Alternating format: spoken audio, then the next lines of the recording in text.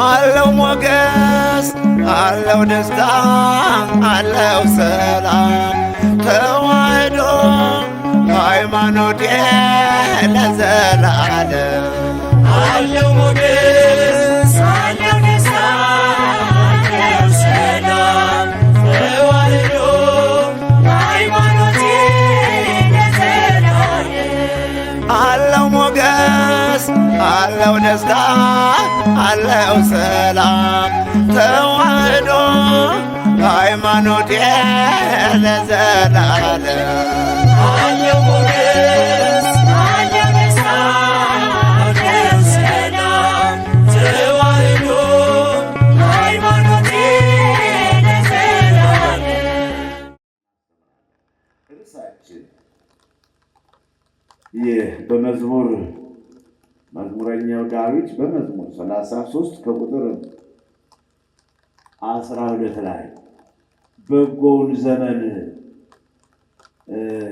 ለማየት የሚወድ ቢኖር በሚል ርዕስ ነው የምናስተምረው። ዛሬ ያለፈው 2012 ያ ዘመን አልፎ 2013 አዲስ ዘመን ጀምረናል።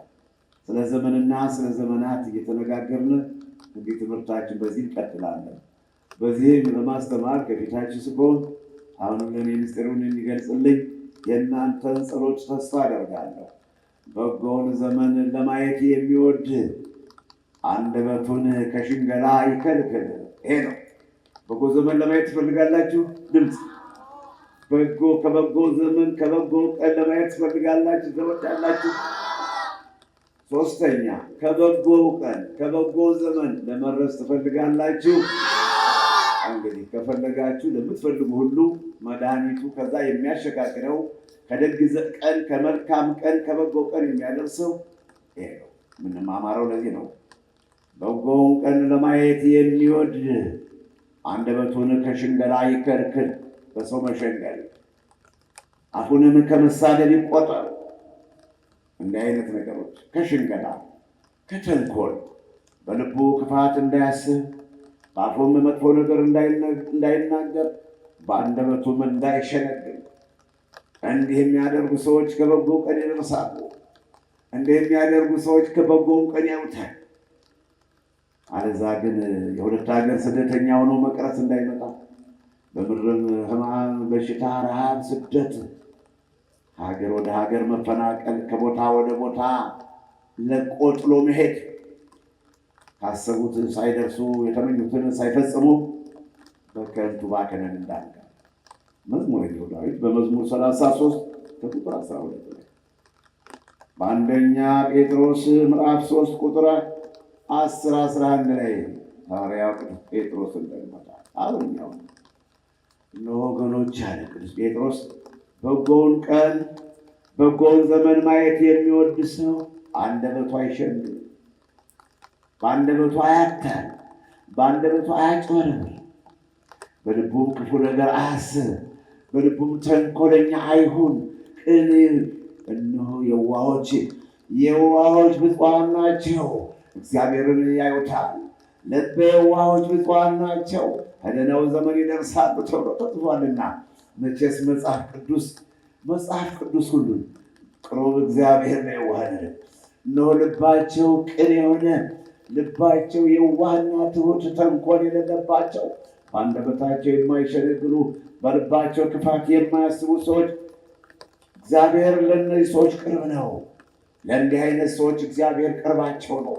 ቢጠሩት ይደርስላቸዋል፣ ቢለምኑት ይሰማቸዋል፣ እጃቸውን ሲዘረጉ ያያቸዋል፣ እንባቸውን ሲያፈሱ ይመለከታቸዋል፣ ሲጮሁም ይሰማቸዋል። ስለዚህ ነው ሐዋርያው ቅዱስ ጴጥሮስ እነሆ ከበጎ ዘመን መድረስ የሚፈልግ ሰላም ከሰፈነበት፣ ፍቅር ካለበት፣ አብሮ መብላት፣ አብሮ መጠጣት፣ አብሮ መኖር፣ ስምምነት፣ ፍቅር፣ ትርምስና ኪሳራ ያልበዛበት ስምምነትና ፍቅር ያለበት ዘመን፣ የሰላም ዘመን። ከሰማይ ደመናው የሰላም ነው። የሚጥለው ዝናብ የሰላም ነው። የሚያበቅለው ፍሬም የሰላም ነው። ቢያዩት ያስደስታል፣ ቢበሉት ይስማማል። እንደዚህ ነው ዘመን ሲባል። እንደ ዝንጀሮ እንደ ጦጣ እየሟጠጡ በልቶ ማለፍ እንዳይመስላችሁ። ዘመን በጎ ዘመን፣ ቸር ዘመን፣ የሰላም ዘመን። እንዴት ምስጢሩ ቢገባችሁ እንዴት ትናፍቋት ነበር። ታዲያ ምንድን ነው አፄ ናዖድ እኮ 8ኛውን ሺህ አታሳየኝ፣ ከ8ኛው ሺህ እንዳልደርስ መድረስ የለብኝም ያሉት እኮ ከክፉ ዘመን ማለት ነው። ዘመኑ ምን አደረገ? 8 በሉት 9፣ 7 በሉት 6። ምንድን ነው ችግሩ? 8ኛው ሺህ ትንቢት መፈጸሚያ። በዛን ዘመን እርስ በርሳቸው ተስተላልፈው ይሰዳዳሉ። ወንድም ወንድሙን አሳልፎ ይሰጠዋል። እናትም በልጇ ላይ ትጨክናለች። አባትም በልጁ ላይ ይነሳል፣ ልጅ በአባቱ ላይ ይነሳል። ክፉ ዘመን፣ ክፉ ዘመን። ጓደኛሞች አይተማመኑም። የሰው ልጆችም አደራን አይጠብቁም። የሰው ልጆችም በሽንገላ ከንፈር ይነጋገራሉ። ብዙውን ነገር አይተውት ሳለ፣ ብዙ ነገር አብረው ሰርተው ሳለ የክደት ስራቸውን ብዙውን ጨለማ ለብሰው ተገን በዶርምና በጫካ በቁጥቋጦ ተደብቀው ብዙ የሰሩ ስራ እያለ ሰው እንዳያውቅባቸው እየሸነገሩ ይናገራሉ። ፈታ ፈታ አድርገው ቢናገሩ የሚድኑበት ስለሆነ ነው። መድኃኒት መቼም ያስጠላል። መድኃኒት ሲወጡት እንዴት እንደሚሆን እንግዲህ ከኔ ይልቅ እናንተ ታውቃላችሁ። ከብዙ ጠንቋዮች የሄዳችሁ ስሩንም ቅጠሉንም ብላችሁ ዘመናት አልፈዋልና በምናየው ከሊናው ቢሆን እየኮመደደው ነው ሰው የሚወጣው ከሊናው። ለምን እንግዲህ የሚያድነው መስሎ ስለታየው ነው። አሁንም እርግፍ አድርጎ ከሆድ ያለውን አራግፎ ጽድቅን ለመፈለግ ቀሪ ዘመንን ለጌታ ለመስጠት ጌታዬ ሆይ ዘመኔን ባርክልኝ፣ በድያለሁ፣ ተሳስቻለሁ፣ አላበጀሁም፣ ይቅር በለኝ ብሎ ራስን ለእግዚአብሔር እንደማስረከብ የሚድኑ ጥቂቶች ናቸውን የተባለው ይፈጸም ዘንድ በሉቃስ ወንጌል ምዕራፍ 13 ቁጥር 23 ላይ የተባለው ይፈጸም ዘንድ እየከፈልን በማውራት ዘመናት ተቆጠሩ። እየቆጠርን በማውራት ጊዜ ተቆጠረ። እንደ ንፉግ ሰው ጥቂት ጥቂቷን በማውጣት እውነቱን ድብልቅልቅ አድርገን አውጥተን ለጌታ ራስን እንደማስረከብ ከጠጉራችን እስከ ጥፍራችን ጌታ ሆይ ተቀበለኝ ያንተ ነኝና ተሳስቻለሁ አላበጀሁም ማረኝ እንደማለት ብዙ ሕዝብን ወይም ገዳማትን ወይም ቤተሰብን ወይም እናትና ልጅን ሲያተራምሱና በር ሲከፍቱ ድንበር ሲያፈርሱ የሰው ደም ሲያፈሱ የቆዩት ሁሉ ከኃጢአት ላይ ኃጢአት በመጨመር ለንስሐ ሳይዘጋጁና ንስሐን ሳያስቧት ወደ መቃብር ይወርዳሉ። ከበጎ ዘመን መድረስ በጎውን ዘመን ለማየት የሚፈልግ አንደበቱን ከሽንገላ ይከልክል፣ በልቡም ክፉ አያስብ፣ በልቡም መልካም መልካም ነገር ያስብ። ቅሩብ እግዚአብሔር ለየዋሃን ልበ ቅኖች ብፁዓን ናቸው እግዚአብሔርን ያዩታል ተብሎ የተጻፈውና እንግዲህ ወገኖቼ ከበጎ ነገር ከበጎ ዘመን ለመድረስ የምትፈልጉ ሁሉ እንዲህ አይነት ነው መሆን ያለበት። በጎ ቀን በጎ ዘመን የምትፈልጉ ሰዎች ግልጽና ፍቱ መሆን አለባቸው። ፍቱ ልባችሁ የዋህ ቅን መሆን አለበት። ያደረጋችሁትን ግልጽ ማውጣት ነው። እየከፈላችሁ እቺ ትሰማለች እችኛዋን ይሄኛዋ ይሰማም ላቆየን ቆጥበው የዛሬ ሳምንት የዛሬ ወር እንዳልነ እግዚአብሔር የማይወድ እውነቱን እኮ ጊዜ ከታወቀ በኋላ ራስን ለጌታ ማዘጋጀት ለጌታ ቅርብ መሆን ጌታን ማገልገል ነውና አሁን ነቢዩ ዳዊት ምንድን ነው ያለ? በጎውን ነገር ለማየት የሚፈልጉ ሰዎች ልባቸውን ተንኮለኛ አያድርጉ፣ ከተንኮለኛ ሰው ጋር አይተባበሩ፣ ከክፉ ሰዎች ጋር አብረው አይስሩ፣ በአንደበታቸውም አይሸንግሉ፣ ብዙ ነገር እያወቁ ከፍለው አያምሩ፣ እውነትን ይበሉ። ልጅ ወይ እውነትን ግዛት አትሽጣት። መጽሐፈ ምሳሌ ምዕራፍ 23 ቁጥር 23 ላይ ይህን የበረሃው ስብከት በሽንገላ መኖር ምንም ጥቅም የለውም። አቤቱ ቸር ሰው ደግ ሰው ካለቀበት ከዛ ክፉ ዘመን አውጣኝ አድነን ጊዮስ መሃል ነቢዩ ዳዊት በመዝሙር 11 ቁጥር 1 ቸር ሰው ደግ ሰው የተጣላ የሚያስታርቅ የተራራቀውን የሚያቀራርብ፣ የተራበውን የሚያበላ የሚመግብ፣ የተቸገረውን የሚያጽናና የሚያበረታታ፣ የደከመውን የሚያበረታ፣ የደከመውን የተቸገረውን የተጨነቀውን የሚያጽናና፣ የታመመውን የሚጠይቅ፣ ለሰላም የሚቆም ሰው ከሌለበት ካለቀበት ከዛ ክፉ ዘመን አድነኝ። ታዲያ ሰውና ሰው ሲጣላ አላስታረቅን፣ ክምር ይቃጠላል፣ ቤት ይቃጠላል። በረት ከብቱን በምቀኝነት በረቱን ከብቱን ይወስድበታል። ለሰላም ፍቅር ግን ወገኖች፣ በፍቅር ስርቆት የለም። በፍቅር የብቻ መብላት የለም። በፍቅር እኮ ለኔ ብሎ ማሰብ የለም። በፍቅር እኮ የገሌ ቤት ይፍረስ አያሰኝም። ፍቅርን እኮ የምንፈልገው ወገኖች፣ ፍቅር እኮ የሰው ቤት እንዳይፈርስ ዋናው መድኃኒቱ ነው። በፍቅር የሰው ቤት ማፍረስ፣ በፍቅር የሰው ቤት ሲበተን፣ ልጆቹ ሲጉላሉ፣ በየቤቱ ገብቶ ሰራተኛ ሲሆኑ እንዴት አይነት አባት እንዴት አይነት እናት እንደሌላቸው ባለመግባባት ምክንያት ልጆች ሰራተኛ ሆነው በየምድጃው ወድቀው በየጋጡ መከራ ሲያዩ፣ ሌሎችም ደግሞ ከተማ ገብተው ጎዳንሽ ተብለው ሲጠሩ፣ ይህ ሁሉ ምንድን ነው? ፍቅር ስለሌለ ነው። ፍቅር ቢኖር የሚበላ ጠፍቶ አይደለም። ብንግባባ ብንመካከር አንድ ብንሆን የሚጠጣ ጠፍቶ አይደለም። የሚለበስ ጠፍቶ አይደለም። በሌሎቹ ቤት ተርፎ እያደረ በሌሎቹ ቤት ደግሞ የዕለት ቁራሽ የሌላቸው ባለመግባባት ነው። ብናስተካክለው፣ ብናስማማው፣ ብናግባባው፣ አብረን መኖር ብናምንበት፣ አብሮ መስራትን ብናምንበት በምድር ላይ ድሃም ባልነበረ ነበር። በምድር ላይ ጠብና ክርክር፣ ግጭትና ጭቅጭቅ ባልታየም ነበረ። ይሄ ነው በጎ ዘመን የሚያሰኘው። በጎ ዘመን፣ ፍቅር ያለበት ዘመን፣ የፍቅር ዘመን። እንደምን ቆያችሁ? አንደኛ ዜና መዋዕል ምዕራፍ 22 ቁጥር 9 ላይ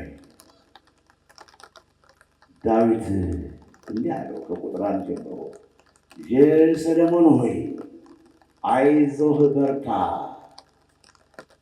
አንተ ልጄ ሰለሞን በርታ ጠንክር።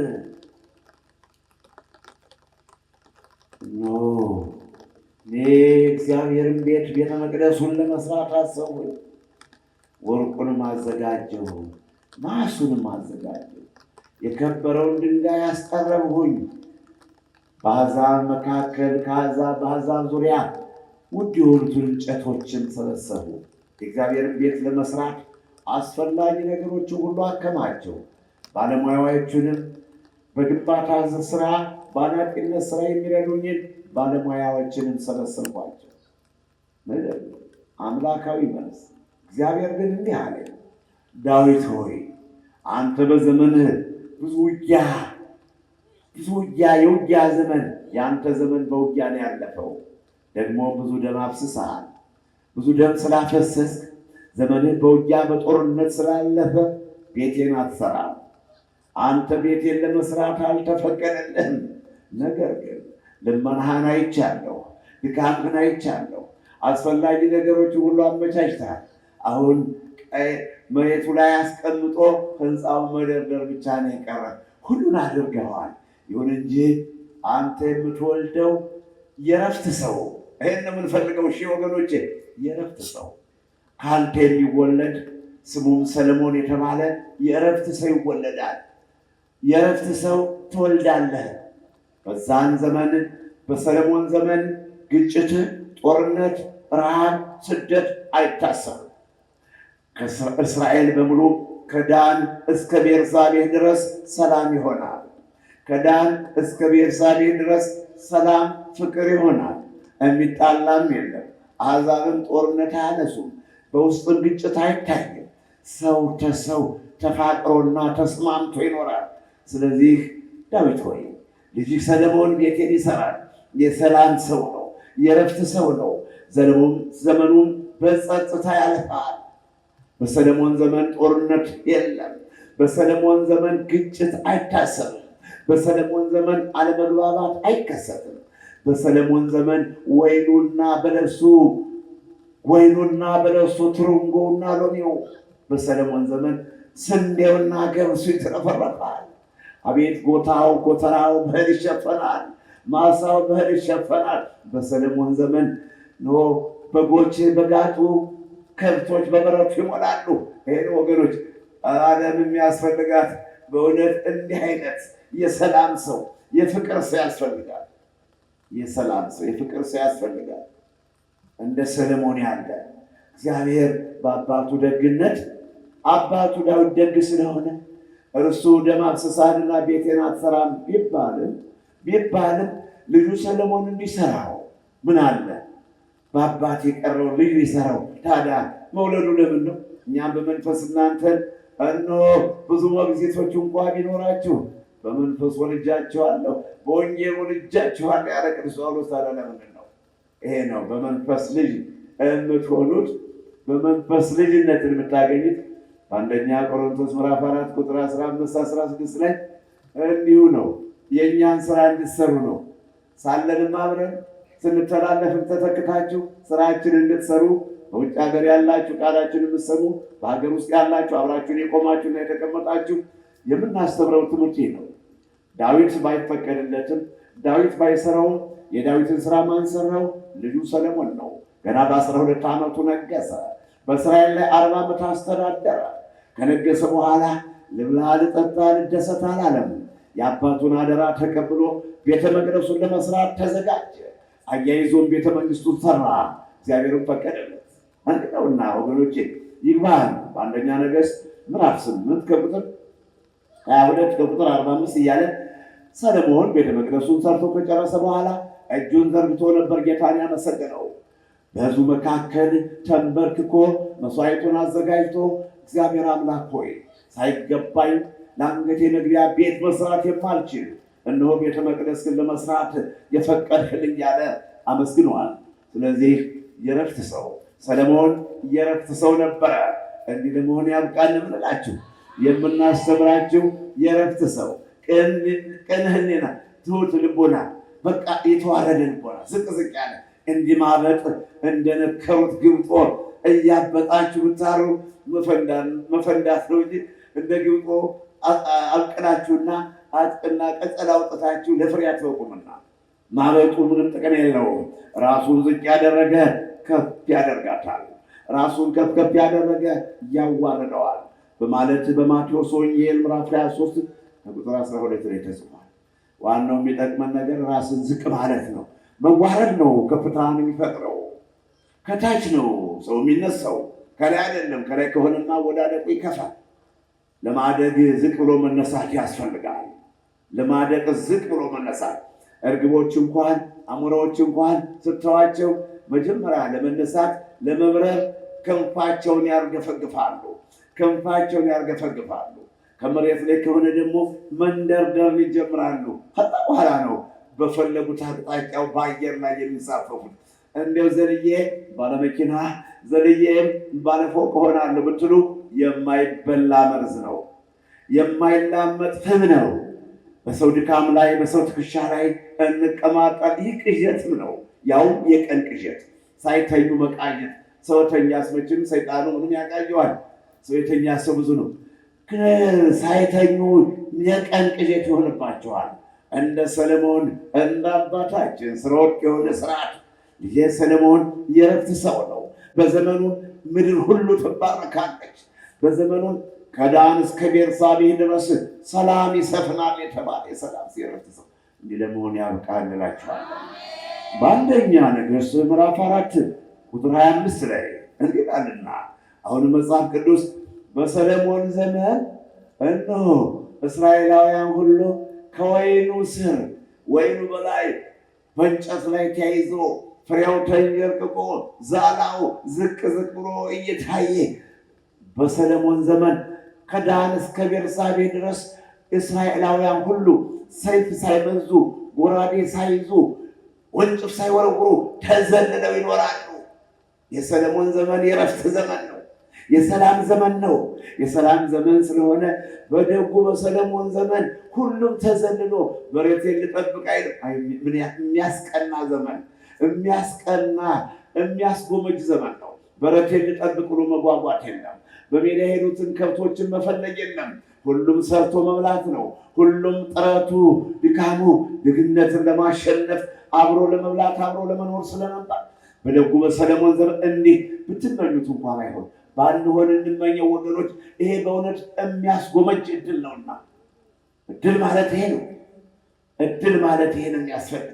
ለመቀማት እድል፣ ለዘረፋ፣ ሰውን ለማሳዘን፣ ሰውንን ስደቧት፣ ስደቡት፣ አዋርዱት። አቤት ምን አይነት ሙያ! አቤት ምን አይነት እናት! ምን አይነት ከምን አይነት ማህፀን! የአይነት ተንኮለኛ! አዋርዱት፣ አሳዱት፣ አባሩት። ምን አይነት እድል ነው ወገኖች! መስማትም አልፈልግም ከተፈጥሮ ክፋት ስለሌለብኝ እንዲህ አይነቱን የዘገነነ የከፋ ነገር መስማት ማለት መፈጸም፣ ሰውን ማፈናቀል፣ ሰው ሲያለቅስ መደሰት። አቤት የዲያብሎስ ባህሪ! አቤት የዲያብሎስ ስራ! ምንም ከሰይጣን ልዩነት የለም። እንዲሁም ከሰይጣን የበለጠ ሰይጣን ነን ነው ማለት እንዲህ አይነት ሰው ሰው ሲያለቅስ፣ ሰውን ማፈናቀል፣ በሰው ድካም መግባት፣ በሰው ድል መግባት። ኧረ አለመታደል! ኧረ አለመሆን! እንዲህ በእውነት እንዲህ አይነቱ ባይፈጠር ይሻል ነበር አለ ጌታ። ባይፈጠር ይሻል ነበር። እነሆ የሰውን ልጅ አሳልፈው ይሰጡታል። ለዛ ሰው ባይፈጠር ይሻለው ነበር ብሎታልና እንዲህ ከመሆን ያወጣቸው ወገኖች። እሺ አይዟችሁ። እንዴ ምን ነው ሰውንማ ውደዱት። እሺ ሌላ ሀብት የለንም እኮ። የኔና የእናንተ ሀብታችን ሰውን መውደድ ብቻ ነው። ሰውን መውደድ ግዴታ አለብን። ለሰው ክብር መስጠት ግዴታ አለብን። ምን አይነት ነገር ነው? በሰው ላይ ማትዝመቱ፣ በሰው ላይ ማትነሱ።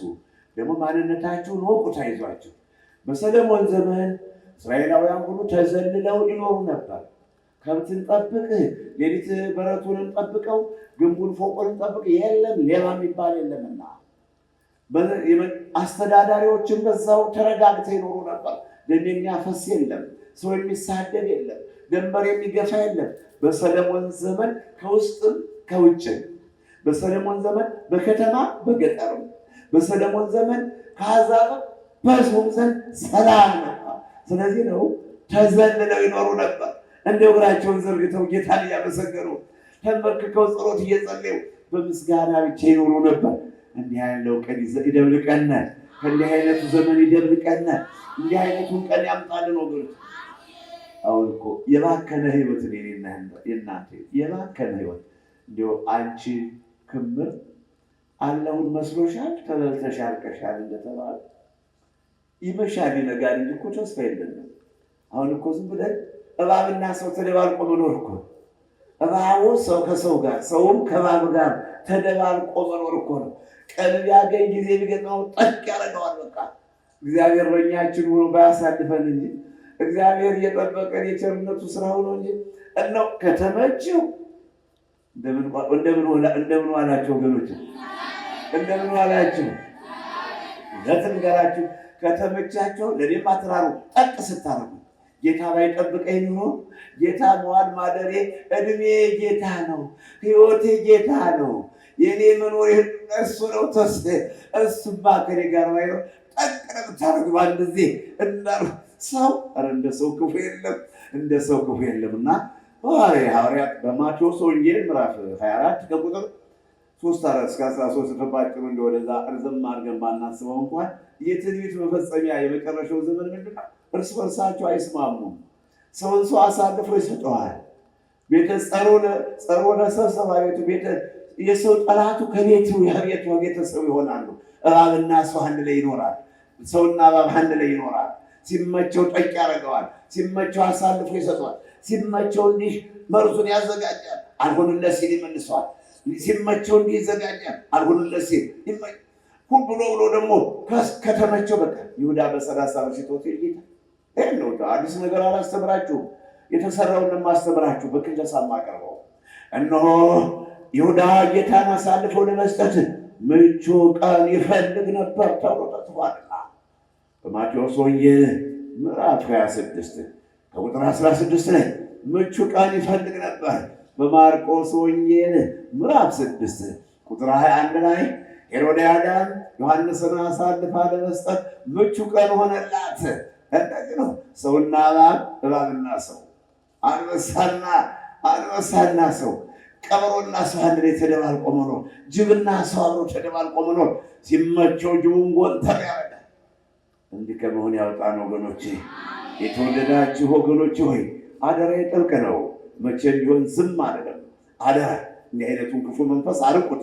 ደግሞ ጠብሃለ እንዲህ አይነቱ ነገር ከበቀለ እንዲህ የጤፍ ግማሽ የምታህል እንዲህ አይነቱ ክፉ ሀሳብ ከበቀለባችሁ መንቀል አትችሉ። ተሎ ብላችሁ አባሩት። አንተ ክፉ መንፈስ ምኑን አሳሰብከኝ፣ እግዚአብሔር ይገስጽህ። አንተ ክፉ መንፈስ ምኑን አስመኘኝ፣ እግዚአብሔር ያሳፍርህ ካላላችሁት ተንሰራፋ በኋላ መቁረጥ አይቻልም።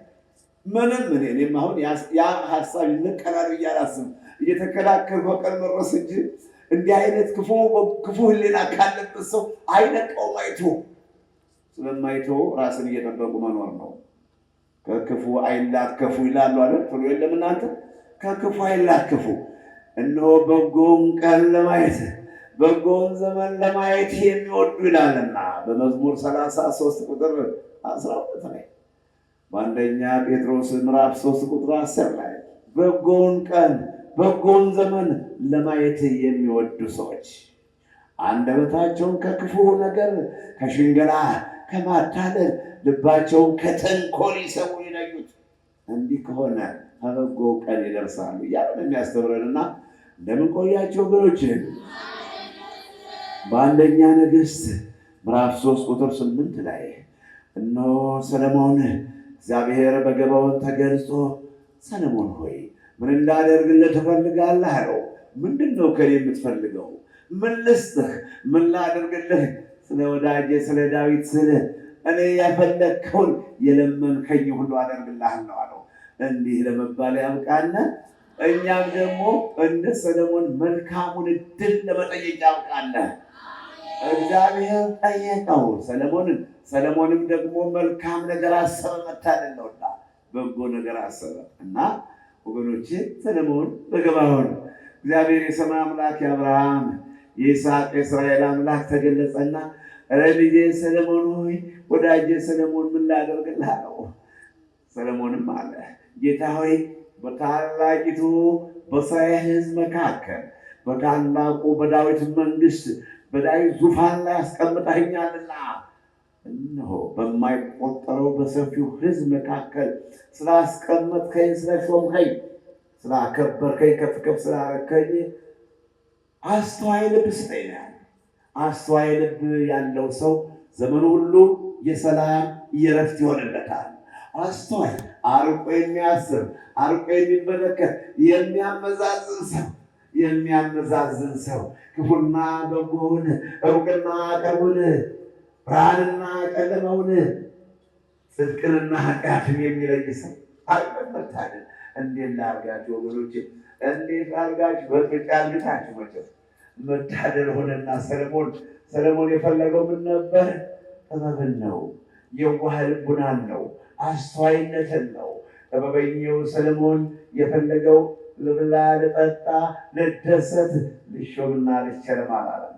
ስለዚህ እንደ ሰለሞን መልካም ነገር ለማሰብ ያውቃቸው ወገኖች፣ መልካም ነገር ለማሰብ ያውቃቸው። ሰለሞን አስተዋይ ልብ ስጠኝ። ሰለሞን ጌታዬ ሆይ ጥበበኛ አርቆ የሚያስብ ልብ ስጠኝ አለ። ጌታም አስተዋይ ልብ ሰጠ። ልጄ ወዳጄ ሰለሞን ሆይ በእውነት አንተ መልካም ነገር ለመንከኝ፣ በጎ ነገር ለመንከኝ። ከዚህ በፊት የነበሩ ነገስታት ከአንተ በኋላም የሚመጡ ነገስታት ይህን ጥያቄ የጠየቀ ይህንን ሀሳብ ያሰበ ይህንን ልመና የለመነ የለም።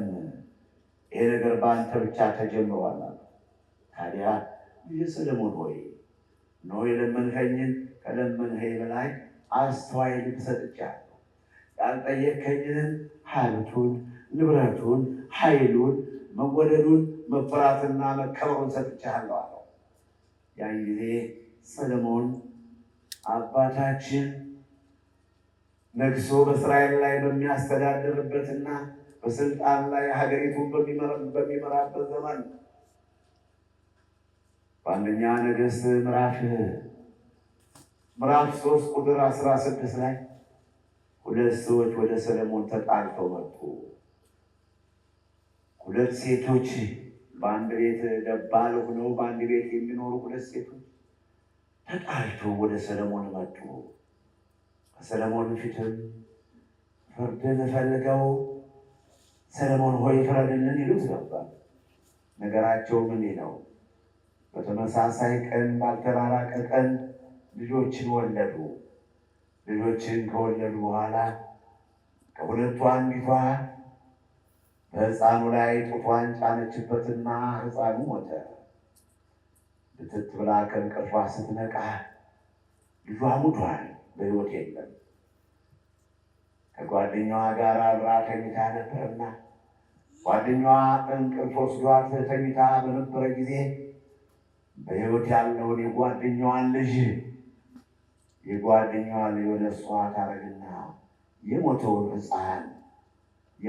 ሕፃን በዛችኛዋ ትጥልላት ታስቀምጥላታል። ያች ሰው ከእንቅልፏ ስትነቃ የሞተ ሰው ነበር ታቅፋ ነበር። የሞተውን ሕፃን ታቅፋ ነበረ። ደነገጠች፣ ጮኸች። በሁለቱ መካከል አለመግባባት ተገለጠ፣ አለመግባባት ተከሰተ።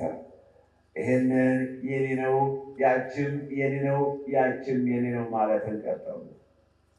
የኔ ነው የኔ ነው በመባባል ሰለሞን በነገሰ የመጀመሪያው ፍርድ የተካሄደው ወደ ሰለሞን ሄዱና ንጉሥ ሰለሞን ሆይ 1000 ዓመት ንገሥ አሉት። እነሆ ልጅ ወለድሁ፣ የኔ ልጅ ይሄ ነው፣ በሕይወት ያለው የኔ ነው፣ ያችኛዋም እንዲሁ። ሰለሞን የኔ ነው በመባባል ጊዜያት ሲቆጠሩ ማስማማት ሲያቅተው ሰይፍ አምጡልኝ አለ። በሰለሞንም ሰይፍ አመጡለት። በሉ ያችም የኔ ነው ትላለች፣ ያችም የኔ ነው ትላለች። ተፈላጊነት ያለው የትኛው ነው? በሕይወት ያለው ልጅ ነው። የሞተውን የፈለገው የለም። ልጇን ጭና ጡቷን ጭና የገደለችው ልጅ አይደለም፣ አይጠቅመኝም ከእንግዲህ ልጅ አይደለም። ጥቅም ከሌለን እንዲህ ነው የምንባለው። ጥቅም የሌለንን ሀገሪቱም አትፈልግም። ጥቅም ያለው ሰው ትፈልጋለች። በቤተ ክርስቲያን ዙሪያ ምንም እንኳን ሰው የሆነ ሁሉ ክብር ቢገባው ጥቅም ሊኖረን ይገባል። መጥቀም ነው፣ ማገልገል ነው ያለ። በእናት አባቱ የሚሆን 7 ወይም 10 ልጅ የወለደች እናት የሚጠቅማትን እንደምትወድ እናንተ ምስክር ናቸው። የሚጠቅማትን ልጇን እንደምትከበክበው የሚጠቅማትን ልጇን ነው የምትከበክባት። ከስምም አቆራምጣ ትጠራዋለች። ጥቅም የሌለውን በሽተኛውን በገንዘብ ባልገዛው በሽታ ሲማቅቅ እየታየ ለታመመው እንደማዘን አንተ ዕድለ ቢስ ይሉታል። እስከ መቼ ሞተ ይሉታል። ይህ ሁሉ እንግዲህ እናንተ ምስክር ናችሁ፣ የዓይን ምስክሮች ናችሁ። ከኔ ይልቅ በብዙ ቦታ ተዘዋውራችሁ እንዲህ አይነቱ ችግር ይገጥማቸዋል። የማያበላ ከሆነ የማያጠጣ ከሆነ የማያለብስ የማይሰጥና የማይለግስ ከሆነ አንተ የተረገመ ዋጉነ በቀረህ ይባላል። ለሚያገለግሉ ለሚያበሉ ለሚያጠጡ ግን በወለዱት ልጅ አንዱን ሲያርቁት አንዱን ሲያቀርቡት ይከሰታሉና እንግዲህ የሞተውን ሰው ያን የሞተ ሕፃን ፈላጊ አላገኘም። እናቱም አልፈልግም የኔ አይደለም አለችው። ያችኛዋም የኔ አይደለም አለች። ሰለሞን ሰይፍ አምጡልኝና አለ። ሰይፍ አምጡና ከሁለት ሰንጥቁትና ላካፍላቸው ሲል ያልወለደችው ሴት እሺ ደስ ይለኛል፣ ከሁለት ይሰንጠቅና ግማሹን ልውሰደዋል። የወለደችው ግን ንጉሥ ሆይ ልጁ በሕይወት ይኑር፣ ልጁ መሰንጠቅ የለበትም። እንዴት 2 ልጅ እናጣለን?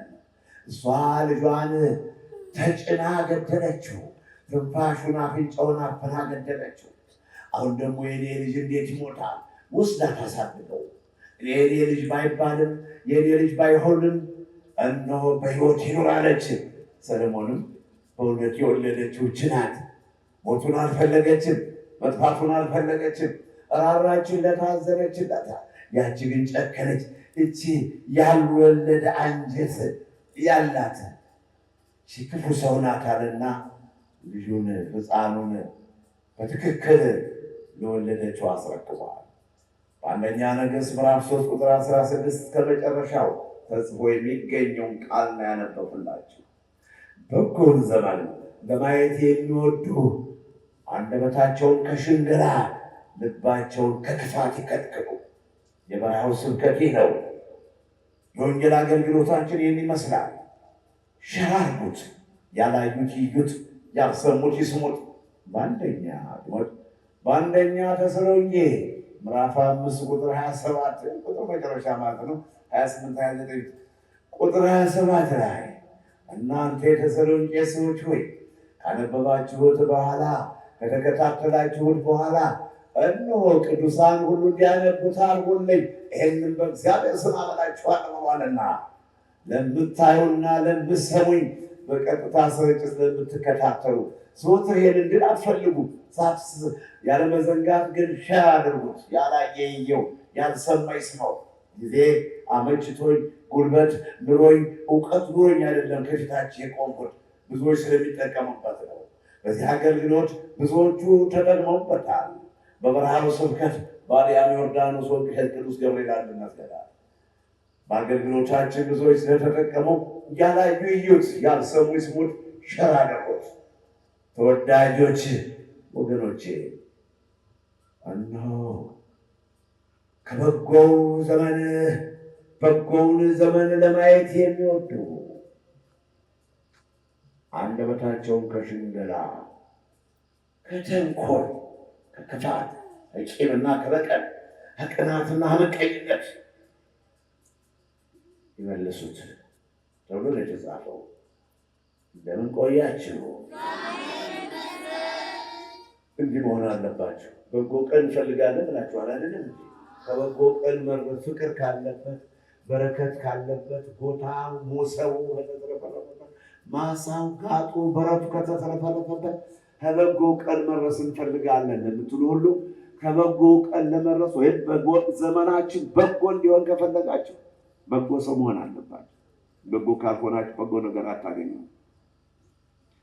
መጽሐፈ አስቴር ብንለውስ መጽሐፈ አስቴር ምዕራፍ 9 ቁጥር 15 ቁጥር 18 እስከ መጨረሻው እናነበው። እነሆ መርዶክዮስ በዛ በክፉ ሰው ተጠምዶ መርዶክዮስን የንጉሡ የአርጤክስስ እንደራሴ የሀገሪቱ መሪ በ127 ሀገሮች ነው ከህንድ እስከ ኢትዮጵያ ድረስ በ127 ሀገሮች ነግሶ የሚኖረው ንጉሡ አርጤክስስ እንደራሴ አድርጎ የሾመው ሃማ የተባለው ክፉ ሰው በመርዶክዮስ የተነሳበት ስገድልኝ፣ ተነሳ ወደቅልኝ፣ ተንከባለልልኝ ነው ነበር።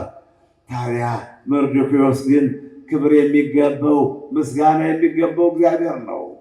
ደግሞም ማገልገልና መታዘዝ ያለብኝ ለንጉሡ ነው። ነፍስ ሁሉ በበላይ ላሉ ባለስልጣኖች ይገዛ ይላልና ንጉሡን አከብራለሁ። ይሄ በነገር ስራ የተሾመ ይሄ ባሊዋልታ የተሾመውን እኔ ለዚህ በነገር ስራ ለተሾመው ለሃማ አልሰግድም አልመረከክም አለ የእግዚአብሔር አገልጋይ መርዶክዮስ። በዚህ ምክንያት ግን እሱን ተጣላ ብሎ በ127 ሀገሮች ላይ ከህንድ እስከ ኢትዮጵያ ባሉት አይሁዳውያን ላይ የሞት ደብዳቤ፣ የዘረፋ ደብዳቤ፣ የግድያ ደብዳቤ ጻፈባቸው። ገንዘቡን በትኖ ንጉሡንም አታሎ በሀገርህና በግዛትህ በምትገዛው ሀገር ላይ ንግግራቸው፣ ሕጋቸው፣ አሰራራቸው ከኛ የተለየ ባህላቸውና ወጋቸው ከህዝብ የተለየ አዲስ ሌላ ወገን አለ። ይህንን ወገን ካላጠፋ መንግስትህ በሰላም አይኖርም ብሎ በነገር ስራና በማታለል በማጭበርበር ንጉሡን አርጤክስስን አታለው ያው በህዝቡ ላይ እንዲነሳ አደረገው። በንጉሡ ማህተምን አይሁዳውያን ሁሉ በ127 ሀገሮች ላይ ያሉት ህዝቦች እንዲያልቁ ተጻፈባቸው። በዚህ ጊዜ ንግስቲቱ አስቴር አይሁዳዊ ነበረችና ከመርዶክዮስ ጋር ማቅ ለብሰው አመድ ነስንሰው አይሁዳውያን ሁሉ መሬት ላይ ወድቀው ሲለምኑት ያ ጠላታችን ሃማ በሰቀለው መርዶክዮስን ለመስቀል ባዘጋጀው 50 ክንድ ላይ ተሰቅሎ ሙቷል።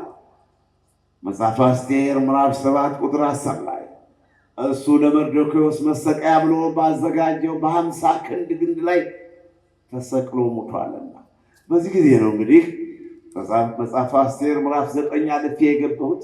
ምዕራፍ 9 ቁጥር 1 ቁጥር 15 18 ቁጥር መጨረሻ ድረስ እንዲህ ሆነ። አይሁዳውያን እነሆ እግዚአብሔር ቸርነት በንግሥቲቱ በአስቴር ንግሥቲቱ አስቴር ለንጉሡ ነግራ እውነቱን በመግለጽ መርዶክዮስ ተሾመ። መርዶክዮስ በከበረ በቅሎ፣ መርዶክዮስ በአንገቱ ላይ የወርቅ ማርዳት ተዘጋጀለት። መርዶክዮስ በ127 ሀገሮች በንጉሡ ግዛት ውስጥ ሁሉ እንደፈለገ እንዲንቀሳቀስ በሕዝቡ ፊትም መከበር እንዲያገኝና መፈራት እንዲኖረው ንጉሡ መርዶክዮስን ሾመው። ሐማ ሞቷልና። በዚህ ጊዜ ነው እንግዲህ ነገሮችን ሁሉ አስተካክለው የጠላቶቻቸውን ሰፈር አይሁዳውያን በሙሉ የጠላቶቻቸውን በሴራ ለሁሉም ጊዜ ያለው አይዟቸው ገዶች እንደከፋን አንቀርም፣ እንደተገፋንም አንቀርም። ጠላት ሲንበረከክ ጠላት ሲወድቅ እናያለን። በግፍ የተነሱብን ሰዎችን መጨረሻቸውን ታያላችሁ። ምንም አትጨነቁ። ይኸውላችሁ እንዲህ ነውና በምዕራፍ 9 ቁጥር 1 ጀምሮ ስታዩት መርዶክዮስ እነሆ በ127 ሀገሮች ላይ በጠላትነት የተነሱበትን ሰዎች አስተካከለ። የዛን የጠላቱን የሐማን ልጆችን 10 ልጆችን በአንድ ላይ ገደላቸው። ሌላም በግፍ የተነሱበትን ሰዎች ሁሉ አስወገደ። ምሬቱ ለማን ተሰጠ? ለመርዶክዮስና ለአይሁዳውያን። አይሁዳውያን በ127 ሀገሮች ላይ ሰለጠኑ፣ አገረ ገዥ ሆኑ። ከንጉሥ በታች ማን ነበር? ሚስቲቱ ከውስጥ አለችና፣ አስቴር ከውስጥ ናት፣ አይሁዳዊ ናት። እንደገና ደግሞ እንደራሴው መርዶክዮስ ነው። ከዛ በታችም ደግሞ ገዥ ሆነው ያሉት አይሁዳውያን ሆኑ። የሞት ደብዳቤያቸውን ቀዶላቸው መዘረፋቸውንና ግፋቸውን አርቆላቸው በፈንታው ተተክተው አገረ ገዥ፣ በገዳያቸው ፈንታ እነሱ ተተክተው አገረ ገዥ ሆኑ። በዚህ ጊዜ እንምላችሁ ቁጥር 18 ላይ ቁጥር 22 ላይ እስከ ቁጥር መጨረሻ መጽሐፈ አስቴር ምዕራፍ 9 ቁጥር 22 ላይ እነሆ ከዛም ሁሉ የማስተካከል ስራ ሰርተው መርዶክዮስና አይሁዳውያን የማስተካከል ስራ ሰርተው ጠላቶቻቸውን ከመረገጥ አጥፍተው በመጨረሻ ጊዜ ያንን በዓል የዕረፍት ቀን ብለው አከበሩት። ያንን በዓል ያንን ወር በየዓመቱ የሚያከብሩት ለልጅ የሚያስቡት ከዛ ከጠላት ከአውሬው ከባጉ ከዛ ከሐማ እጅ አውጥቶ ጌታ በሱ ፈንታ ስላከበራቸው ያንን ነፃ የወጡበትን ቀን የዕረፍት ቀን አሉት፣ የሰላም ቀን አሉት። በጎ ቀን ብለው በየዓመቱ ለትውልድ እንዲታወስና ትውልድ ሁሉ እንዲነጋገርበት ትውልድ ሁሉ እንዲያከብረው እስራኤላውያን ወይም አይሁዳውያን ከዛ በኋላ አረፉ። ጠላት ሳይነሳባቸው፣ ግፍ ሳይፈጸምባቸው፣ ይሙቱ ይደብደቡ ሳይባሉ እንባቸውን አይቶ ጌታ ጩኸታቸውን ሰምቶ ጌታ በአይሁዳውያን ላይ ሰላም ነበር፣ እረፍት ነበር እና በጎን ዘመን ለማየት የሚወዱ ልባቸውን ከክፋት ይሰውሩ። በጎን አቤቱ በጎውን ቀን ማን ያሳየናል? በጎውን ቀን የሚያሳየን ማን ነው? ከበጎ ቀን እንዴት እንደርሳለን ብሎ የሚል ሰው አንደበቱን ከክፋት ልቡንም ከተንኮል ይለይ፣ በጎ ነገር ያስብ። ግን እሺ አይላችሁም መሰል እኮ እውነት እንዴት አድርጋችሁ እንደተፈጠራችሁ ግራ ይገባኛል። እንዴት ሰው ሲነግሩት ይሄ ነገር ያጠፋል፣ ይሄ ነገር መርዝ ነው፣ ይሄ ነገር እሳት ነው ይበላል ሲባል ገና አፉ እንዳልፈታ ሕፃን አፉ ያልፈታ ሕፃን ይመስል ፍም መጨበጥ መርዝመት ምን ያደርጋል ወገኖቼ? እንዲህ ከመሆን ያውጣችሁ። ልባችሁን ይመልሰው፣ እኔ ልባችሁን ይመልሰው ባካችሁ።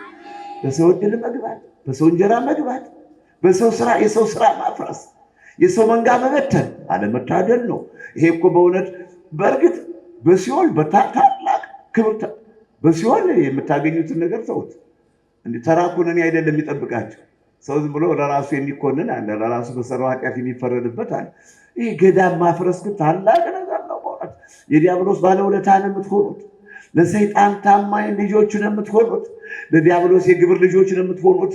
ገዳም ማፍረስ፣ መነኮሳትን መበተን፣ እድን ብሎ የሚሄድ ጀሪካውን አንጠልጥሎ የሚሄድ ጸበልተኛ ነው ማንገላታት። በከተማም ቢሆን ሆቴል የከፈተችውን ሱቅ የጀመረውን በስራው ገብታችሁ ማደናገር። ባጃጅ ገዝቶ አድግ እሻሻል እበላ ጠጣ ሲል እንዲሁ በሀብቱ በገንዘቡ በእውቀቱ መግባት በድግምትና በመተት የሰው ዕድል መዝጋት አለመታደል ነው። ይህ ለዲያብሎስ የግብር ልጆች በሰማያዊ በፍርድ ቀን በእውነት በሰይጣን ዘንድ ታላቅ እንደ አባታችሁ እንደ ሰይጣን እናንተ ርጉሞች እንደ አባታችሁ እንደ ሰይጣን ሂዱ ከኔ ሆሮ መኔ እናንተ ለዲያብሎስና ለሰራዊቱ የተዘጋጀውን ገሃነመ እሳት ውረሱ የሚባለው ቃል ነው የሚገጥማችሁ። በሰው ዕድል አትግቡ፣ በጓደኛችሁ ዕድል አትግቡ። ተማሪውም ይማር ይግለጽለት፣ ገበሬውም ይረስ ትርፉ ይትረፍረፍ፣ ነጋዴውም ይስራ ወረቱ ይለምልም፣ የመንግስት ሰራተኛውም ይስራ እድሜው ይርዘም። እኛ ምን አገባን? ካህናቶችም ይቀድሱ ያገልግሉ። በሰው ዕድል አንገባም እኛ። በዕድላችን እንኖር። እሺ ወገኖቼ፣ አልሰማችሁኝ ማለት ነው። አልተቀበላችሁትም ማለት ነው። ብትቀበሉት እሺ ማለት እንዴት ያቅታችሁ? ባይሆን ባትፈጽሙትም እንኳን ተቀበሉት። ግዴታ መሆን የሚገባው ቃል ነው። በሰው ዕድል መግባት ክልክል ነው። በሰው ሀብት መግባት ክልክል ነው። የሰው ገንዘብ ማንሳት ክልክል ነው። ተቀበለውም አልተቀበለውም፣ ተቀበዩም አትቀበዩም፣ የሰው ገንዘብ የሰው ክብር መንካት ክልክል ነው። እግዚአብሔር አይወድም። ደግሞም ጌታ ፈራጅ ነው። ይፈርዳል፣ አንጠረጥረው። በምድርም ያሳየናል፣ በሰማይም አንጠረጥረው። ክብርን ጠብቆ መኖር ነው። ሰርቶ መብላትን ነው ማሳመን። እንዲያው እየተልፈሰፈሱ የሰው ሀብት መማጠጥ፣ የሰው ገንዘብ መዝረፍ ዘርን ማጥፋት ነው። ባልተለፋበት ገንዘብ እህት፣ ወንድም፣ ቤተሰብ፣ እናትና ልጅን ወይም ደግሞ ልጅን የልጅ ልጅ አሳድግበታለሁ እረዳበታለሁ ይባል እሳት ነው የምታጎርሷቸውና እንዲህ ከመሆን ያውጣችሁ ነው የምንላችሁ። እንደምን ቆያችሁ? እነሆ በጎውን ዘመን ማን ያሳየናል? በጎ ቀን እንዴት እንደርሳለን? በጎ ቀን በጎ ዘመን መድረስ የሚፈልግ የሚወድ አንደበቱን ከክፋት ይከልክል፣ በልቦናው ክፉ አያስብ፣ በአንደበቱ አይሸንግል፣ ተንኮልና ምቀኝነት ቅናትን አውጥቶ ይጣል። በጎ ቀን ለመድረስ ካለዛ ግን በአጭር ዘመን መጠራት ነው የሚመጣውና እንዲህ ከመሆን ያውጣችሁ እንላችሁ። እንደምን ቆያችሁ? እስኪ በዘፍጥረት ምዕራፍ 5 ቁጥር 5 ላይ አዳም የኖረበት ዘመን ይላል። በምድር ላይ የኖረበት ዘመን 930 ዓመት ነው። ይኸው የአዳም ዕድሜ 930 ዘመን ነው በምድር ላይ የኖረው። ዘፍጥረት ምዕራፍ 5 ቁጥር 20 ላይ እነሆ ያሬድ በምድር ላይ የኖረበት ዘመን እያለ ነው። በምድር ላይ የኖረበት ዘመን 962 ዘመን ነበር። አሁንም ዘፍጥረት ምዕራፍ 5 ቁጥር 27 ላይ ማቱሳላ በምድር ላይ የኖረበት ዘመን የመጨረሻውን ቁጥር ያለው በምድር ላይ የኖረበት ዘመን 969 ዘመን ነበር። አቤት አቤት አቤት! እንደዚህ ነው ወገኖቼ፣ እንዲህ ነውና እንግዲህ አባቶቻችን የኖሩበት ዘመን ረጅም ነበር። ለምን እኛ ዘመን ያጣው? ስለ ኃጢአት ነው።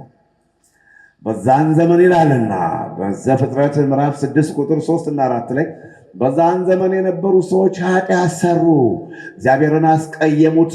በዛን ዘመን የነበሩ ሰዎች ኃጢአተኞች ነበሩ፣ እግዚአብሔርንም ስላስቀየሙት ሰው ሁሉ ከንቱ ነው አለ። ሰው ከንቱ ነው አለ እግዚአብሔር። ሰውም ከንቱ በመሆኑ ዕድሜው ማጠር አለበት። 969 ዘመን ይኖሩ የነበሩትን 930 ዘመን ይኖሩ የነበሩትን አዳምና ልጆቹን የለም ሰው ኃጢአተኛ ነው፣ እነሆ ብዙ ዘመን ቆይቶ ብዙ ኃጢአት መስራት የለበትም፣ ስለዚህ ዕድሜው 120 ይሁን አለ። አጠረ የሰው ዕድሜው። ከኔ ጋር ናቸው ወገኖች? ዘመናችን ያጠረ ለምን ነው? ኃጢአተኛ ስለሆነ ነው። እንዲህም ይላልና በመዝሙር 89 ቁጥር 10 ላይ የሰው ዘመኑ የሰው ዕድሜው 70 በዛ ቢባልም 80 ከዛ በላይ ቢያልፍ ግን ሕማም፣ ድካም፣ መከራና ስቃይ ነው አለ። የሰው ዕድሜው የሰው ዘመኑ 70 መሆን አለበት፣ ይበቃዋል 70። እንዲሁም በዛ ቢባል 80 ከዛ በላይ ግን በሽታ ነው፣ ጭንቅና መከራ ነው ተብሎ ተጽፏል። እንደምን ቆያችሁ ወገኖቼ? መዝሙረኛው ዳዊት በመዝሙር 101 ከቁጥር 23 እና 24 ላይ አቤቱ የዘመኔን ፍጻሜውን ንገረኝ አለ። ንገረኝ ይሁን ወልሞይ የገዜ ዘመኔን ፍጻሜውን ንገረኝ፣ በኩሌታ ዘመኔም አትውሰደኝ እድሜ እንዳያጥር። አዎ ዘመናት ዓመታት ሁሉ ለአንተ ናቸው። ዘመናት ሁሉ ያንተ ናቸው። ዓለም ሳይፈጠር ነበር። ዓለምን ፈጥረህ ትገዛለህ። ዓለምን አሳልፈህ ለዘላለም ትኖራለህ። ጌታ ሆይ የዘመኔን ፍጻሜ ንገረኝ፣ በእኩሌታ ዘመኔ አትውሰደኝ አለ። ቆይተን መልካም እንድንሰራ ነው። እሺ ለኃጢአት አይደለም ይሄን ያለው ዳዊት። ይሄን ያለው የዳዊት እድሜው እኮ 70 ዓመት ነው። በቃ 80 ከተባለውም አልደረሰም። ነገር ግን በዛ በ70 ዓመቱ እንደው ብዙ ዘመን የኖሩ ሰዎች ያልሰሩትን ስራ ጠፈፍ አድርጎ ሰርቷል። ብዙ ከመኖር ብዙ መስራት ይበልጣል። ከኔ ጋር ናቸው ወገኖች? አሁን ብዙ ከመኖር ብዙ መስራት ይበልጣል። ስራን እያጣደፉ እያስቸኮሉ፣ ስራን እያርገበገቡ እየተዘገዘጉ ታሪክ ማስቀመጥ ነው። ትውልድ ሆይ ይላል ኤርምያስ ምዕራፍ 2 ቁጥር 31 ላይ ትውልድ ሆይ ብዙ ከመኖር ብዙ መስራት እንደ ዮሐንስ መጥምቅ እንደ በረሃኛው መናኝ በ6 ወር መንግስታትን ገሰጸ፣ ነገስታትን ገሰጸ። በ6 ወር ሊቃነ ካህናቶችን ሁሉ አሳፈራቸው። እናንተ እኩዮች፣ እናንተ አውሬዎች፣ እናንተ እባቦች፣ የእፉኝት ልጆች እያለ ሊቃነ ካህናትን፣ ሰዱቃውያንን፣ እስራኤላውያን በእስራኤል የሚኖሩ ካህናት አታለው የያዟቸውን የሰሩትን እየሰሩ ሲሰርቁም ሲቀጥፉም አሜን አሜን አዎን አዎን እያሉ ያኖሯቸውን የበረሃው መናኝ መጣና ገሰጻቸው። እናንተ ክፉዎች፣ እናንተ የእፉኝት ልጆች ከሚመጣው ቁጣ ታመልጡ ዘንድ ማን አመለከታችሁ ይል ነበር የበረሃው መናኝ። በ6 ወር ውስጥ በ60 ዘመን በ600 ዘመን የማይሰራ ስራ ሰርቶ ነው ሄደ። ብዙዎችን የንስሐ ጥምቀት አጠመቃቸው። እኔ ለንስሐ ውሃ አጠምቃችኋለሁ፣ ከኔ በኋላ የሚመጣ ግን እነሆ ከኔ ይበረታል፣ እነሆ በእሳትና በመንፈስ ያጠምቃችኋል፣ መንሹ ከእጁ ነው ይል ነበር የበረሃው መናኝ። መንሹ በእጁ ነው፣ ገለባውን በማይጠፋ እሳት ያቃጥላል፣ ስንዴውን ወደ ጎተራ ይከታል እያለ ነበር በማቴዎስ ምዕራፍ 3 ቁጥር 7 በሉቃስ ምዕራፍ 3 ቁጥር 8 ላይ እነሆ ከእንግዲህ ስለ ንስሐ የሚገባ ፍሬ አድርጉ እያለ ዘመናችሁ ከንቱ እንዳያልፍ ከእሱ በፊት ብዙ ነቢያት አልፈዋል። ከእሱ በፊት ብዙ ታላላቅ መምህራኖች አልፈዋል። ነገር ግን ዮሐንስ በ6 ወር መንግስት ሄሮድስን ገሰጸው። አላበጅህም፣ የወንድምህን ሚስት አግብተሃል አለው። እነሆ ጻፎችና ፈሪሳውያንን ደግሞ እናንተ ክፉዎች የእፉኝት ልጆች እያለ ገሰጻቸው። እንዴት ምዕመናንን አስተማረ፣ ቀራጮቹን ነገረ፣ ባለስልጣኖችን ሰበከ። ሁሉን አድርጎ ነው። አምላክ ዮሐንስ ይጠብቀንማ። አምላክ ዮሐንስ ይጠብቀን። የተባረከ የዮሐንስ ዘመን 30 ዓመት በበረሃ ሳይጠጣ ሳይበላ 30 ዓመት በበረሃ ሰው ሳያስቸግር በሰው ድር ሳይገባ ሰው ሳያስቸግር አቤት መታደል! የሰው ስራ ሳይካፈል ከሰው ጋር ሳይጋራ ብቻውን በበረሃ ኖሪያ የበረሃው እንዲህ አይነት ማህፀን እንዴት የታደለች የኤልሳቤጥ ማህፀን! አቤት እንዲህ ከወለዳቸው አይቀር እንዲህ አይነት እንዲህ ለመውለድ እንደ ዮሐንስ ባይገኙ ደግ ልጅ ስጠን በሩት አይሆን አይባል። ወልዶ ማቀፍ ብቻ አይጠቅምም። ይህን ታሪካት ከኔ ጋር ናችሁ ወይ ወገኖቼ? ዘፍጥረት በላችሁ። ዘፍጥረት ምዕራፍ 9 ቁጥር 29 ላይ ኖህ የኖረበት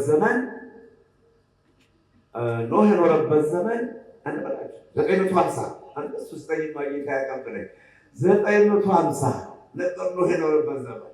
እንዲህ ረጅም ዘመን ኖረዋል አባቶቻችን። እኔና እናንተ ደግሞ ለዛሬ 62 ተብሎ 63ኛ መጀመር የሚገርም ነው። ስንቶች ጫፋ እየጎተቱብኝ ከውስጤ ጠላት አገኘውም። ይገርማል። የመንግስት አካላቶች እኮ ይገርማቸዋል። ባለስልጣናት የአባ ዮሐንስ ህይወት እንደ ይገርማል። የጠላቶቻቸው ዘመዶች ከእሳቸው ጋር ይኖራሉ፣ እሳቸው ደግሞ በሰላም አለ። የጠላቶች ዘመዶች ከኔ ጋር እየኖሩ የኔ ሟል ማለት የሚገርም ነው። የመናይ ነገር ተጣርቶ አይገባም። የመናይ ነገር አንተ ገሌን አልፈልገውም ውጣ ይባል። የመናይ ነገር የመጣው ሁሉ መቀበል። አይ ቤተክርስቲያን፣ አይ ህግ ከቤተክርስቲያን ከእግዚአብሔር ቤት ነበር የወጣ፣ ግን አልተጠቀምንበት። በመንግስት እኮ ተፈትናችሁ ነው ስራ የምትቀጥ ለጽዳት ለተላላኪነት ተፈትናችሁ እቃ ወጡ። ከእቃ በኋላ ፈተና ያለ ነገር ለመግባት ከዛ በኋላ ጉቦም ይቀጥላል። እንዲያም እያለ ጥሩ የሚሰራው ጥሩ የማይሰራውንም ይደረጋል። ቤተክርስቲያን ግን መግባት ብቻ ይንታየ እያለ ትገባለች። ገዳይቱን፣ ሌባይቱን፣ አጭበርባሪቱን ይንታየ እያለ ይገባል። ወንበዴው ፍጹም ፈጣሪውን የማያስበው ሁሉ አንዱ ጌታን እያሰቡ እኮ መኮንን ጥሩ ነው። ጌታን እያሰቡ እኮ መኮንን የዕለቱን በዕለት በስሙ ይደመሰስልናል። ስሙን መጠራን ቁጥር ፍጹም ስለ ጌታ የማያውቁት ሁሉ ፍጹም እግዚአብሔርን የማይጠሩት ሁሉ ይህን ታየኛሉ ከኔ ጋር ሲኖሩ የኔ ዘመን ከዚህ መረሱ በጣም ይገርማል። እነሆ ይላልና የሰው ዕድሜው 70 የሰው ዘመኑ 70 ቢበዛም 80 ከዚህ በለጠ ግን ሕማምና ድካም ነው በማለት በመዝሙር 89 ጥቅለው ቁጥር 10 ላይ ተጽፎ ይገኛል። እንደምን ቆያችሁ? እንደምን ቆያችሁ? አሁንም መዝሙረኛው ዳዊት መዝሙር 89 ቁጥር 3 ላይ ምን አለ? በእግዚአብሔር ዘንድ 1000 ዓመት እንደ አንድ ቀን ነው። ረዘመም አጠረም አይዟችሁ አትጨነቁ። በአጭር ጊዜ ጠፈፍ ያለ ጥሩ ስራ መስራት ነው እንጂ ብዙ ዘመን ስጠኝ ብላችሁም አትጨነቁ። 1000 ዓመት እንደ አንድ ቀን ነው አለ። አንድ ቀን ደግሞ እንደ 1000 ዓመት ነው። እንደ ዮሐንስ ዘመኑ ለተባረከለት በ6 ወር 600 ዓመት የማይሰራ ስራ እጣችሁ የዮሐንስ ዘመን 6 ወር አንዷ ቀን እንደ አንድ ዓመት አንዷ ቀን እንደ አንድ ዓመት አድርጋችሁ ብታስቡ 6 ወር ስንት ዓመት ኖረ ማለት ነው። ዮሐንስ በበረሃ የኖረውን ትታችሁ የሰበከባት ብቻ ከዛ በኋላ ደግሞ አንገቱ ክንፍ አውጥታ እየበረረች አሰብ አይመታደል አይመባረክ ከተወለዱ አይቀር ስጋ ከለበሱ አይቀር በእግዚአብሔር መልክ ከተፈጠሩ አይቀር እንዲሁ ነው። ኧረ ጌታዬ እባክህ ወይ ባልፈጠርክ አለዛ ከዚህ እኩይ ትውልድ ጋር በጎ ስራ የሰው አዝመራ መብላት ታረገው ነው። አሁን የኔው ነገር እኮ ለፍም ያስቸገረ ነው። ተሹም የመጥቼ ቢሆን ልክ ነው። በዚህ የምትሟጠጡት በዚህ ዛላውን በዚህ የሚሸጡት ብትበሉት በዚያም የቦታውን ብትቀዱት ተሹም የመጥቼ ቢሆን ጥሩ ነው።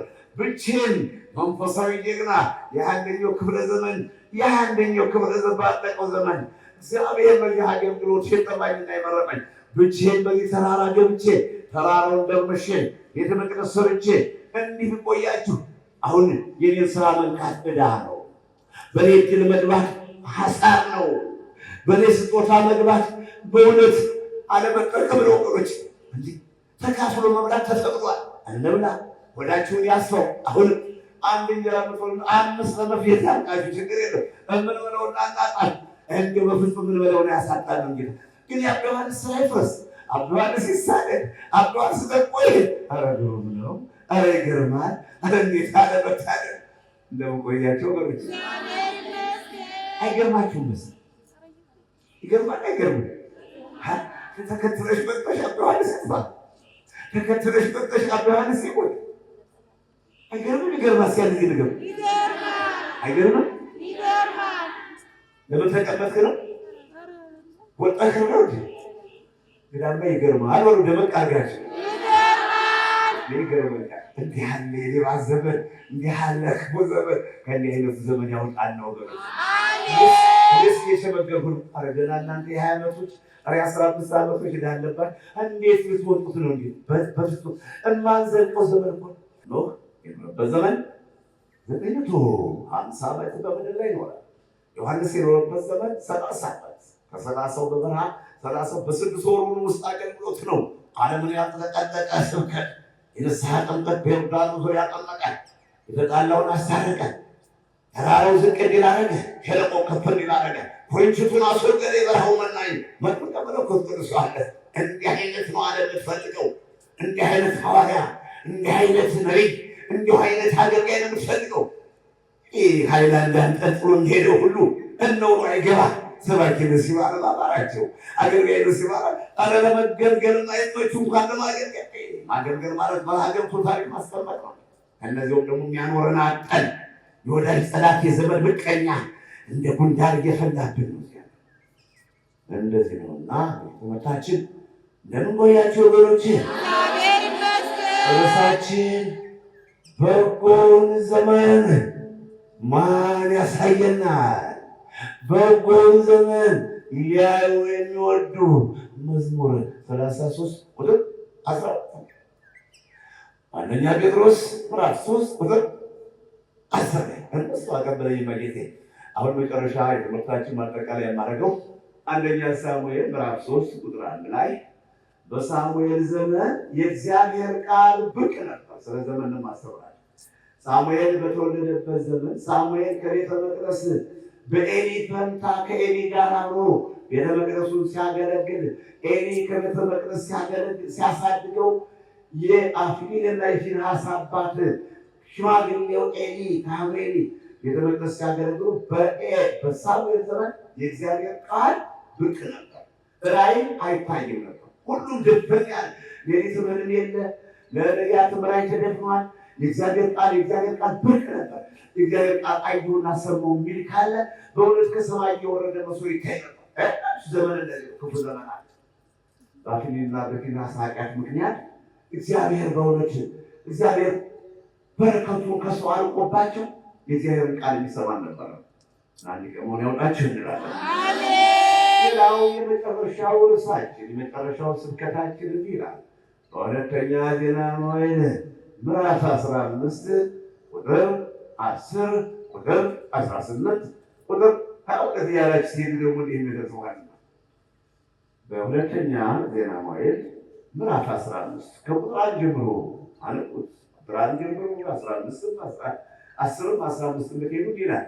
ዋናው ዓላማችን ምንድነው? በዛን ዘመን የነበሩ እስራኤላውያን ሁሉ እግዚአብሔርን ክደውት ነበር።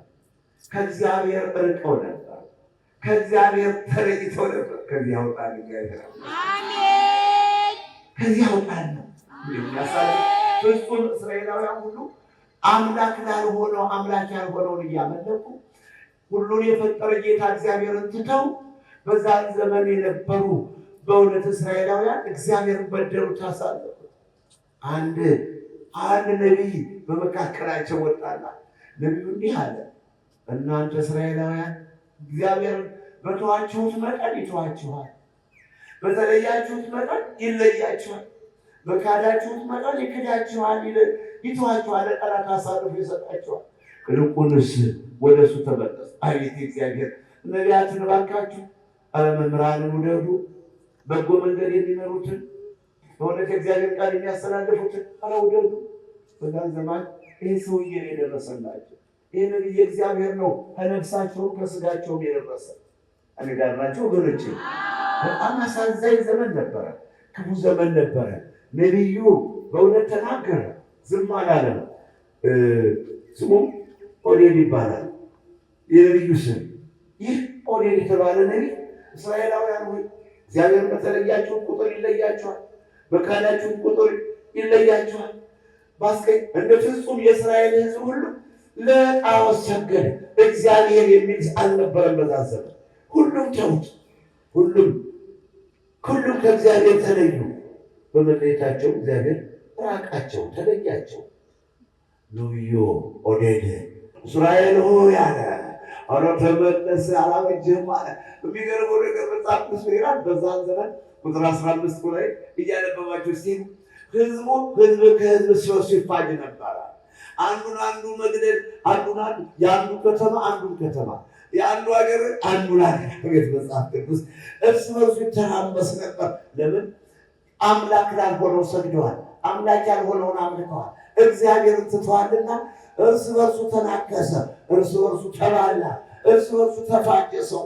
ለምን? የእግዚአብሔር በረከት ሲርቅ፣ ጥበቃው ሲለየን እሱን የሚያናክሰን እንዲከመሆን ያውጣል ጌታ። ኃጢአት ሲበዛ እርስ በርስ መናከስ ነው። ኃጢአት ሲበረክት እርስ በርስ መናከስ ነው። አቤት ሰው የአውሬ ልብ ይሰጠውና አውሬው ተቀይሮ ሰው አውሬ ይሆናል። ከዚህ ማት ያውጣል እግዚአብሔር አምላክ።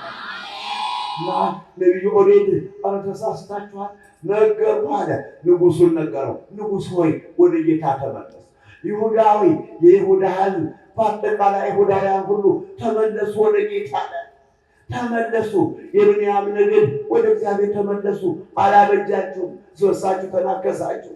በረከቱ ከምድር ጠፋ። ቦታውን ወሰቡን በረከት የዕለት እንጀራም ጠፋ።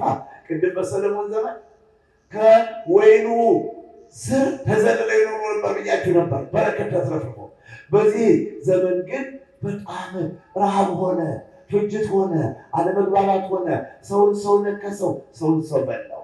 ነቢዩ ከእግዚአብሔር ተልኮ ተመለሱ፣ ብትመለሱ ይመለስላችኋል፣ ብትለምኑት ይሰማችኋል፣ ብታለቅሱ ይደርስላችኋል፣ በጭንቃችሁ ጥሩት አለ። ንጉሡም የነቢዩን ቃል ሰምቶ ወዲያው ተመለሰ። አላበጀውም ማለት ሕዝቡም እስራኤላውያን ሁሉ እኔ ጋር ናቸው ቅርች እንዲሁም የንጉሡ ሚስት በእውነት ማለት ይቅርታ የንጉሡና ያን የተለመደውን ለጣዖት እየሰገደች ንጉሡ ወደ ጌታ ተመልሶ ጥፋቱን አምኖ ጌታው ይቅር በለኝ ብሎ ቤተ መቅደስ ሰርቶ ያንን የጣዖት ቤቱን አፈራርሶ በሀገሪቱ የሚሰራውን ግፍና በደል ሁሉ ጸጥ አድርጎ ንጉሡ በነገሰ በ15 ዓመቱ ነበር ነቢዩ የተነሳ።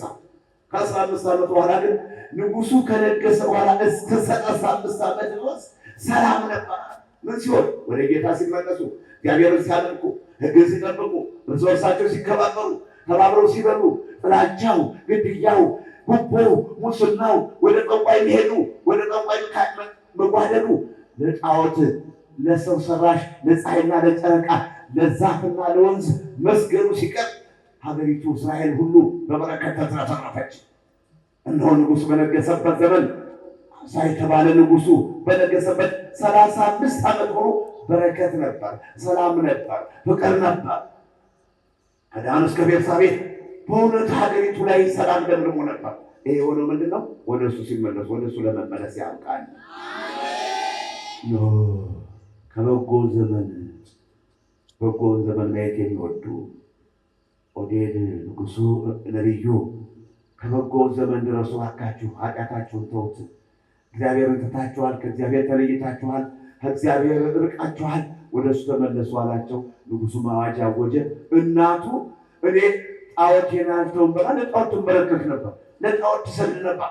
ሄደና ንጉሡ በንዴት ተነስቶ የእናቱን ጣዖት አፈራረሰው፣ አቃጠለው። በፈንታው ቤተ መቅደስ ይሄ ነው በእውነት ለመዳን ከፈለጋችሁ ይሄ ነው። አለዚያ ግን የጸበል ቦታ ማጣበቡ ከንቱ ነው፣ ገዳም ማጣበቡ ከንቱ ነው። ከሚድኑት ያርገን እግዚአብሔር አባ ያስተማረን የመከረን የገሰጸን አምላክ የተመሰገነ ይሁን።